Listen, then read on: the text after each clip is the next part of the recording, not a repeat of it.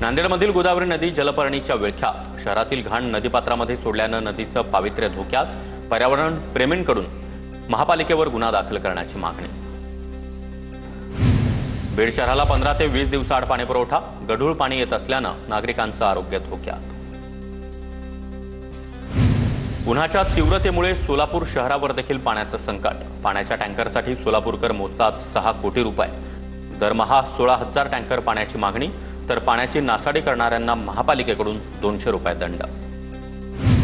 जळगावच्या जामनेरमधील गोगडी धरण कोरडं ठाक, धरणामध्ये केवळ 3%च पाणीसाठा असल्याची माहिती।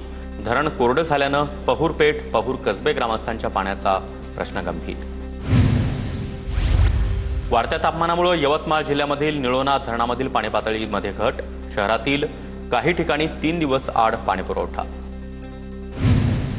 सोलापूर महानगरपालिकेकडून पाणी वाया घालणाऱ्या नागरिकांना 200 रुपयांचा दंड केला जाणार। महापालिका प्रशासनाकडून नागरिकांना काटकसरीनं पाणी वापरण्याचा सल्ला। जळगावच्या रावेरमधील सावदा गावामध्ये भीषण पाणी टंचाई, त्रस्त नागरिकांकडून नगर परिषदेला निवेदन देत सुरळीत पाणी पुरवठ्याची मागणी केली। नांदूर मध्यमेश्वर कालव्यामधून दूषित पाण्याचा प्रवाह होत असल्याची शंका, पाण्याला उग्रवास, मोठ्या संख्येनं कालव्यातील मासे मृत्युमुखी। लासलगावमध्ये मेंढपाळांवर चारा आणि पाण्यासाठी गावोगावी भटकंती करण्याची वेळ, ओढे, नाले आणि नद्या आटल्यानं पाण्याचा प्रश्न गंभीर, मेंढ्यांसाठी चारा आणि पाण्याची व्यवस्था करण्याची मागणी। उन्हाळ्याच्या वाशिम जिल्ह्यातील पाणीसाठ्यावर परिणाम, शेतकऱ्यांकडून पावसाळ्यापूर्वी गाळ उपसण्याचं काम सुरू।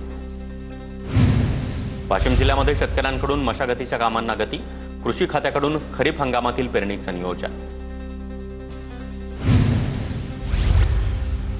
तापी नदीकाठावरील अमृत योजनेच्या जॅकवेलची वस्त्रोद्योग मंत्री संजय सावकारे यांच्याकडून पाहणी, जॅकवेलच्या माध्यमातून भुसावळ शहराला पाणीपुरवठा होणार।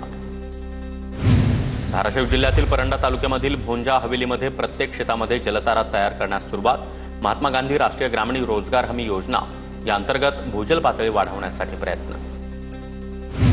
नाशिकच्या मनमाडमध्ये पारा वाढला, जनावरं वाचवण्यासाठी शेतकऱ्यांचे प्रयत्न, उन्हापासून बचाव करण्यासाठी जनावरांना पाण्याचा फवारा।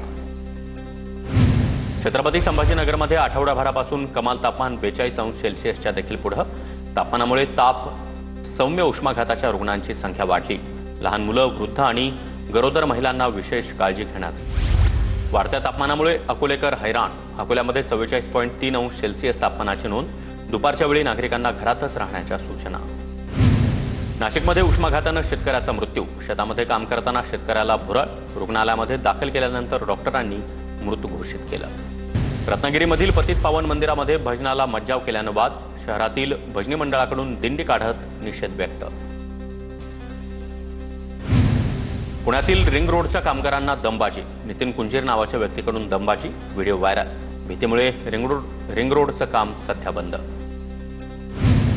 येवला शहरामध्ये एका संशयित आरोपीकडून 4 तलवारी हस्तगत, शहरामध्ये तलवारीची विक्री होत असल्याचा संशय।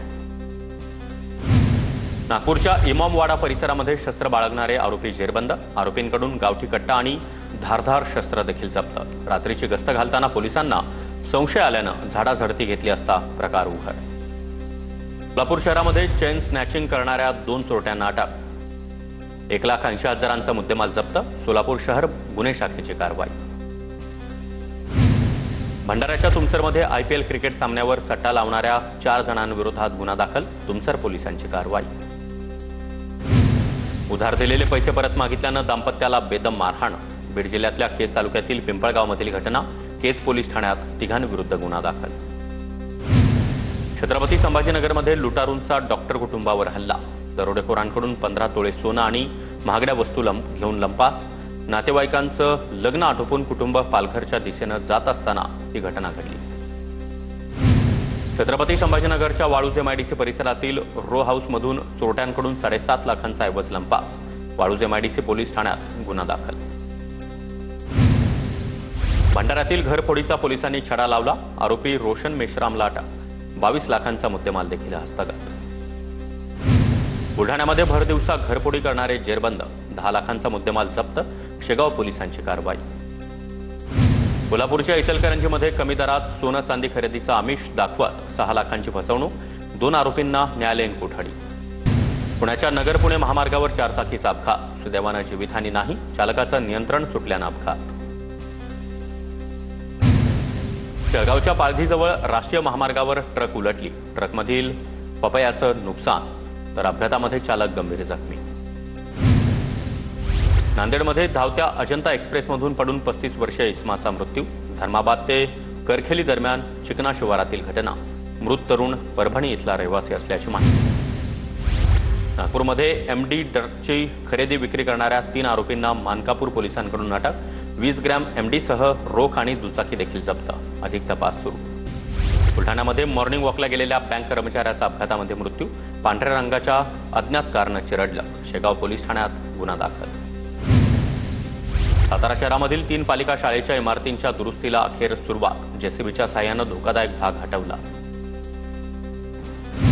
महाबळेश्वरमधील पर्यटन महोत्सवामुळे मधाच्या गावामध्ये येणाऱ्या पर्यटकांच्या संख्येत वाढ. मधाचं गाव म्हणून ओळखल्या जाणाऱ्या मांघर गावामध्ये 1946 पासून मधाचं उत्पादन. बुलढाण्याच्या बोथा इथं 35 वर्षीय वृद्धेसह 4 नातींना मिळालं घर. देवानंद पवार फाउंडेशनच्या मदतीनं 4 अनाथ चिमुकलींसह 75 वर्षीय शोभाबाईंना हक्काचा अन्न, वस्त्र आणि निवारा मिळाला. पेणच्या माहेरघरातून जवळपास 18,000 गणेश मूर्ती परदेशामध्ये रवाना. Australia, Dubai, south Africa, Canada यांसारख्या देशामध्ये गणेश मूर्त्या रवाना. सिंधुदुर्गमधील वेंगुर्ल्याची ग्रामदैवत श्रीदेवी सातेरी मंदिरामध्ये हापूस आंब्याची आरास. 2 दिवस चालणाऱ्या वर्धापन दिनाच्या सोहळ्यामध्ये भाविकांची मोठी गर्दी. इंदापूर तालुक्यामधील वालचंद नगर इथं बाबासाहेब फडतरे यांच्या 16व्या पुण्यतिथीनिमित्त बैलगाडा शर्यतीचा थरार. सहकार मंत्री बाबासाहेब पाटील यांची उपस्थिती. डबल महाराष्ट्र केसरी वाढ झालेल्या वेताळ शेळकेला 2,51,000 रुपयांचं बक्षीस. सोलापूरच्या करमाळ्यामधील देवळालीमध्ये श्री नागनाथ यात्रा संपन्न. यात्रेमध्ये पारंपरिक 12 बैलगाडा ओढण्याची परंपरा.